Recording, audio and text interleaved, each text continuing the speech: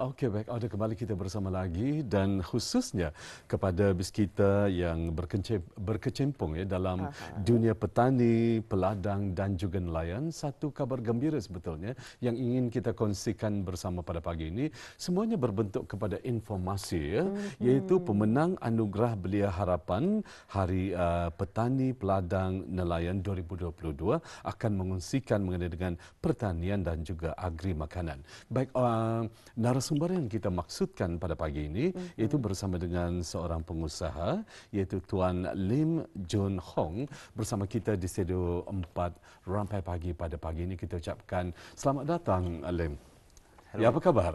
Kabar baik. Kabar baik ya? Baik. Alhamdulillah. Terima kasih ya Lim ya berkesudian bersama kita di Rampai Pagi pada pagi ini. Saya serahkan bersama dengan Nadira, silakan. Ya, teruja kami sebenarnya ya menerima pemenang Anugerah Belia Harapan untuk hadir ke studio pada kali ini ya untuk kita membincangkan lagi berkenaan dengan segmen perspektif pertanian dan agri makanan. Soalan pertama ingin ditanyakan.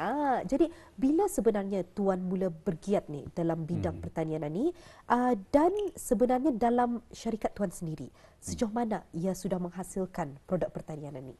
So untuk kami, our company is called Mori Enterprise. So sehingga kini usia 6 tahun sudah. Okay. And we started off in 2017. Baik, Tuan Lim, mungkin dapat menjelaskan jenis tanaman yang diusahakan masa ini. Mungkin ramai juga penonton kita di luar sana ingin mengetahui ya. Silakan Tuan Lim. So untuk Mori Enterprise atau Mori Farm, kami kan menanam banyak jenis herba-herba dan sayur-sayuran. Tapi yang kami tanam yang keutamanya moringa. So Moringa ni apa? Moringa ni or merunggai in bahasa Brunei is actually satu pohon yang tempatan yang is used in traditional medicine lah. So dulu-dulu for example nini saya ada kata lah macam kulit batangnya boleh guna untuk luka to disinfect the wound, atau buahnya boleh buat kari. Ya, dan sejauh yang saya tahu ya masih ini ya Tuan Lim ya dan juga Nadira, daunnya juga sekarang ini dijadikan serbuk kopi ya untuk ialah lebih kepada menjurus kepada kesihatan sebetulnya dan bukan saja kopi, ianya dipelbagaikan ya, dipelbagaikan mungkin saja dibuat secara rebusan, airnya diminum dan juga yang seumpamanya lah. Banyak sebenarnya maklumat baru yang saya pelajari. Baru sedikit masa saja tapi saya sudah mempelajari banyak kerana bidang pertanian dan agri makanan ini bukan sesuatu yang orang selalu kita dengar, selalu kita bincangkan. Jadi amat teruja sekali untuk kita mengulas dengan lebih lanjut berkenaan dengan teknik penanaman. Kalau masa kini, apa sebenarnya teknik penanaman yang diguna pakai? So untuk Mori Enterprise, kami pun sekarang pakai sistem. Ada dua sistem.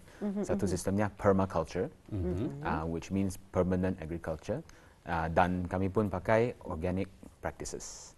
So maksudnya tidak boleh pakai kimia yang biasa untuk agrochemicals or pesticide pun tidak boleh guna. So we have this challenge lah, macam tidak boleh pakai baja kimia pun pesticide, tapi mesti buat produk yang berkualiti dan safe to eat as well. Yes. Baik, bila memperkatakan ini sedikit tambahannya soalan daripada saya, safe to eat ataupun selamat untuk dimakan. Kenapa Tuan Lim sendiri secara pribadi memilih tanaman herba ini? Kenapa? Tentu ada sebab, ada alasannya tersendiri. Why? Kenapa? Ya.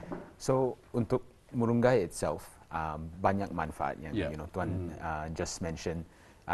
Manfaatnya is you got banyak nutrisi, banyak antioksidan, dan pohonnya semua boleh diguna. So akarnya, kulitnya, daunnya, they call it the miracle tree pulang in the West.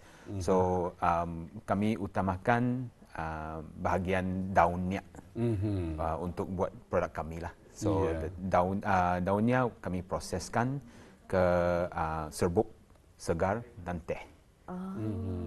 So yang manfaatnya, it's actually good for kurangkan blood sugar, darah tinggi, kurangkan blood sugar, and as well as also good for nutrition lah, nutrisinya. Oh, menarik sekali ya, Ya, sebetulnya. ya, sebenarnya kami berbangga ya dapat menemu ramah seorang pemenang Anugerah Belia Harapan Hari Peladang Petani dan Nelayan ini. Jadi kami pun dimaklumkan Tuan sudah pun memenangi anugerah tersebut. Jadi apa sebenarnya makna bagi anugerah itu? Bagi Tuan sendiri bagaimana? Mungkin dapat dikongsikan? So untuk kami, it's always been our goal lah, our aim untuk buat produk tempatan yang boleh dikenali lah oleh masyarakat Brunei dan other markets as well. So to be recognized dari anugerah ni is actually we're very happy to be chosen for this. But it inspires us lah, jadi inspirasi untuk kerja keras lagi lah to really bring out Bruneian products lah. Saya just sebenarnya tertanya-tanya, pasti ada cabaran kan? There should be challenges dalam industri pertanian dan agri makanan ini. Mungkin dapat dikongsikan di kesempatan ini apa sahaja cabaran-cabaran yang ada? So yang pertamanya, of course, the biggest one yang is cuaca. Di Brunei ada banyak hujan, ada banyak matahari, so there's always going to be macam banjir atau tanahnya kering. So dulu-dulu 2018 semua kami punya macam tanaman ada macam most of them have suffered lah. So dari itu kami belajar how to mitigate these problems lah, and then go forward from there. Cuba bagi salah satu contoh bagaimana Tuan sendiri menangani cabaran itu. So another contoh yang lain adalah macam there's a lot of for example pests yang datang, especially sistem kami tidak pakai baja kimia atau pesticide. So the way we do that is we take care of macam masukkan insect yang lain lah. So that is biological control. So macam tanam bunga untuk welcome all these different insects to fight with others lah. So maksudnya kami tidak pakai pesticide yang biasa, kami pakai yang biological. Ya, baik Tuan Lim ya, sebagai seorang pemenang yang telah dianugerahkan sebagai Belia Harapan ya, terutama sekali dalam memfokuskan pertanian, apatah lagi dalam pertanian lebih menjurus kepada herba, di mana ramai yang mengetahui akan kelebihan dan juga kegunaan herba tersebut. Andainya ada individu secara persendirian ataupun daripada beberapa pihak yang ingin belajar, mempelajari, mendalami lagi mengenai dengan dunia herba ini, bagaimana ianya, apakah ianya dibukakan untuk mereka, dan ya mungkin ada cara-cara tertentu, syarat-syarat yang diberikan bagaimana? So maksudnya untuk mulakan ada seseorang bisnes, someone yang hendak belajar dalam dunia herba ini, macam mana? So untuk dunia herba maksudnya itu banyak tumbuhan atau pohon yang ada banyak guna lah. So jadi boleh terus datang boleh dengan Tuan Lim atau macam mana? Boleh. Okay. Yeah, we welcome the idea of collaborating and talking to people who are interested in agriculture lah. Yeah. Dan kemudiannya mereka akan diberi kursus begitu ataupun macam mana? Kami belum mula pulang. Belum terfikir untuk ke arah itu ya. Okey, baik. Ya, dan kalau kita ni melihat sendiri, ini adalah untuk sama-sama ya, kita dapat memberikan dorongan kepada belia-belia kita di luar sana, bukan saja belia-belia, dari semua peringkat umur yang orang kita ni berminat untuk menceburi bidang pertanian dan agri makanan ini. Jadi untuk Tuan Lim sendiri, apa perancangan Tuan untuk usaha meningkatkan penghasilan tersebut? So untuk company kami, we mau menaikkan kami punya quality dan maintain to a good standard lah. So that's most important, especially sekarang kami punya produk di dalam supermarket di Brunei, macam Super Save, macam Huaho, macam tu. So macam quality control ni paling penting lah. Betul. Tapi selain dari itu, macam increase kami punya produk lah, produksi dan jenis-jenis produk lah, macam teh dan serbuk atau segar punya. Kalau dilihat quality control, maksudnya ia dinilai dari cara apa? Quality control tersebut. So maksudnya untuk pertanian lah. Macam ada banyak areas of the company which we have to consider. Pertamanya, of course, planting lah, the farming part. Macam mana kami taruh baja organik di dalam tanah atau macam take care of all of our plants. So jadi kualitinya dari tanah bagus. Selepas tu masukkan ke kami punya kilang, packing semuanya diproses. Itu pun macam mesti jaga-jaga bagus lah. Ya. Baik, apa yang saya fahami dengan penjelasan daripada yang telah dikongsikan oleh tetamu kita, iaitu bersama dengan sekali lagi Auda bersama dengan Tuan Lim Jun Hong, merupakan pemenang Anugerah Belia Harapan, ya. Terutama sekali beliau memfokuskan mengenai dengan dunia pertanian ataupun yang lebih fokus kepada dunia pertanian herba. Dan seperti yang dikongsikan 2018 mereka kata Tuan Lim tadi, mereka melalui proses-proses ini dengan begitu amat mudah sekali, tetapi bila masuk saja ke 2019 dan 2020 seluruh dunia ya mengalami pandemik COVID-19 ya. Jadi tentu sekali kita yakin segalanya sukar, apatah lagi untuk mendapatkan bahan mentah ataupun saripati yang asli ya daripada ramuan-ramuan herba. Jadi dengan adanya terfikir daripada pihak Tuan Lim sendiri menanam herba tersebut, sedikit sebanyak ia dapat membantu dan memudahkan pada urusan-urusan untuk menghasilkan produk tempatan sendiri yang menjurus kepada ke arah kesihatan. Baik, mungkin bis kita terfikir untuk mengikuti jejak langkah ya Tuan Lim sendiri pada perkara ini, kenapa tidak untuk berkongsi mengenai perkara ini dan membuka idea ataupun ialah buah fikiran untuk petani sebagai anak tempatan juga turut serta dalam perkara ini. Betul ada tambahan sekali. soalan. Kalau bagi Tuan Lim sendiri, apa yang membuatkan Tuan Lim itu berminat dalam bidang pertanian dan agri makanan ini? Jarang sebenarnya orang-orang muda dan belia-belia berminat. Jadi menjadi soalan, macam mana, apa titik mulanya? Dulu, so originally I studied engineering pulang. Engineering? Engineering, yes. Selepas itu? Jadi kenapa tiba-tiba terfikir untuk ke arah So dulu-dulu selepas graduation lah dari UK, balik kampung kan, to back to Brunei, and then macam lihatlah apa bisnes yang saya boleh buat untuk majukan Brunei atau yang sektor lain dari oil and gas lah. So macam kalau waktu tu macam ada jumpa dengan Moringa ni. So then macam mendalami so tengok macam ada banyak manfaatnya. So we want to pun Moringa ni pohon yang tempatan, pun ada lain-lain punya jenis pohon di Brunei yang boleh dikenali lah. Kalau sumber tempat belajar, di mana Tuan Lim sendiri belajar ni berkenaan dengan pertanian dan agri makanan ni? Self-taught? Well, macam almost, tapi macam ada banyak kursus online dan YouTube pun macam sendiri buatlah. Baru tah boleh nampak apa hasilnya. Jadi trial and error. Trial and error dan minat je sebenarnya kali ini. Minat dan passion untuk mencuburi bidang pertanian dan agri makanan ini. Yang istimewanya Nadira, seperti yang dikongsikan juga oleh Tuan Lim tadi, mereka menggunakan baja yang selamat ataupun ialah tidak menggunakan bahan-bahan kimia, ya. Yes. Okey.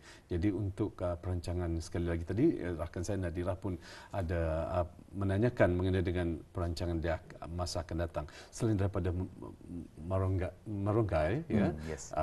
Apa lagi nanti yang akan dirancang selain daripada tumbuhan tersebut? Herba-herba, kami pun mau tanam banyak-banyak jenis yang boleh ditanam di cuaca Brunei pun indah boleh tanam di cuaca Brunei. So that's like western herbs, more temperate. Tapi pun macam sayur-sayuran dan buah-buahan di waktu depan lah. So banyak-banyak jenis yang boleh dijual di Brunei lah. Macam tu. Jadi ada beza-beza herba Jun ya? Ada yang dapat tumbuh di Brunei, ada yang indah. Ada. Kalau yang indah dapat tumbuh di Brunei macam apa tu contohnya? Macam Maksudnya bukannya indah boleh tanam di cuaca Brunei, macam jarang ada lah. So maksudnya macam Sukar tumbuh mungkin di sini. macam for example pudina, peppermint, rosemary. So itulah. Tapi like sekarang Western. pun sudah ramai orang yang cuba-cuba untuk menanam pudina ya. Yes, yes. Secara kecil-kecilan lah. Yes, Mungkin yes, yes. penggunaan sendiri ya. Nanti mungkin akan dikembang luaskan lagi lah ya. Okey, kalau untuk Tuan Lim sendiri ya, menggunakan alat-alat mesin tersebut, apakah ada masalah mesin untuk proses pembuatan herba-herba tersebut bagaimana? So Apakah ya keluarga membantu ataupun mungkin ada petugas-petugas yang membantu? So untuk pakai mesin kami pun dari dululah pertama manual. ada pakai manual. Okey.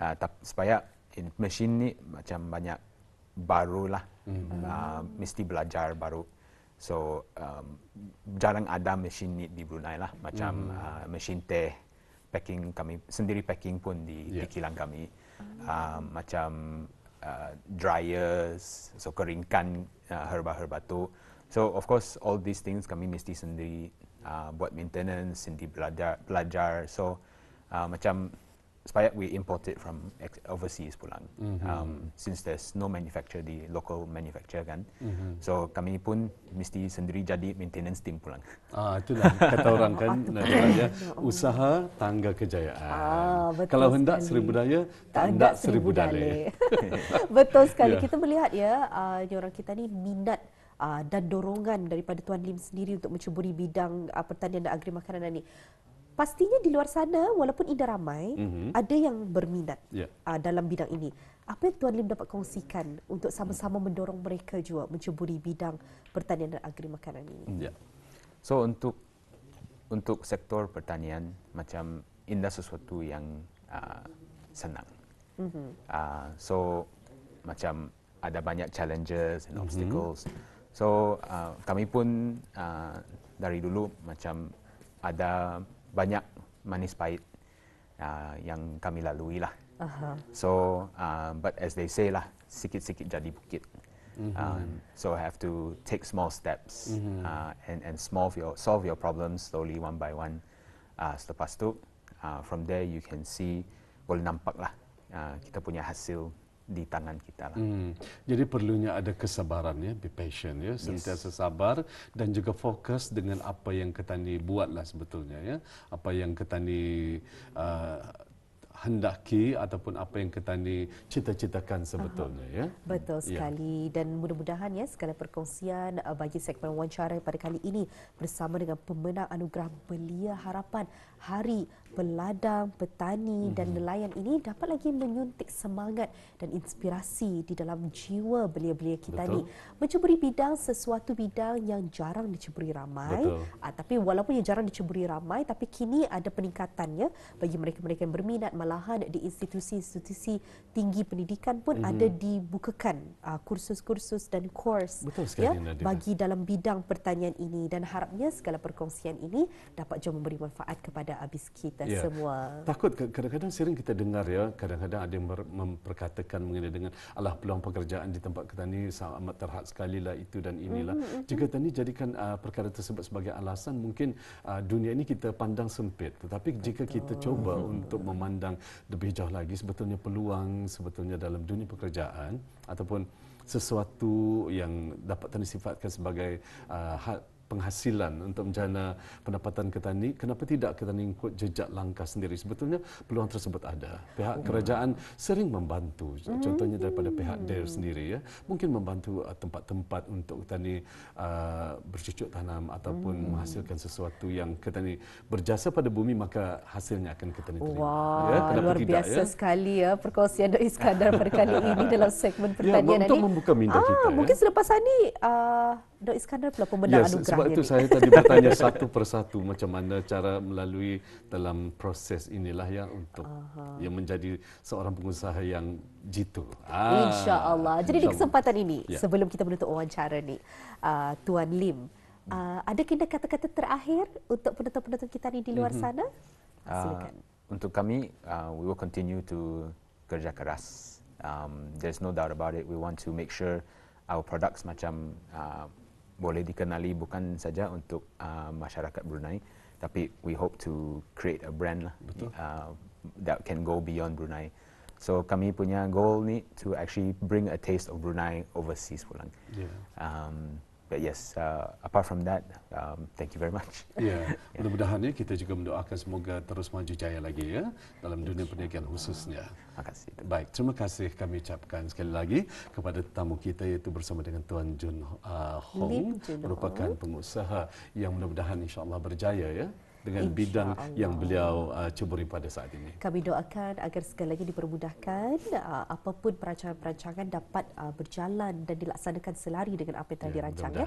Sampai kita berjumpa lagi, Tuan. Jumpa lagi.